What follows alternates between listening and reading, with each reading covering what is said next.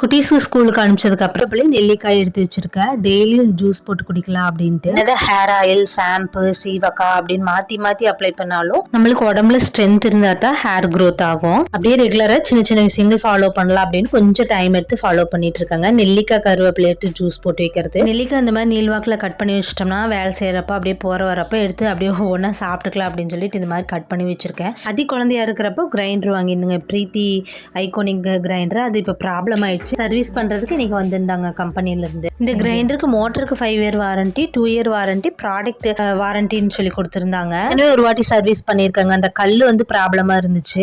அப்போ வந்து ஃப்ரீயா தான் கல், அந்த உள்ள 2 கல் வைக்கிறாங்க இல்லைங்களா, அது மாத்தி கொடுத்துட்டு போனாங்க. இப்போ 5 வருஷம் முடிஞ்சதுனால என்ன ப்ராப்ளம் ஆனாலும் நம்ம காசு கொடுத்து மாத்துற மாதிரி தான் இருக்கு. சர்வீஸ் சார்ஜ் மட்டும் ஃப்ரீன்னு சொல்லியிருந்தாங்க.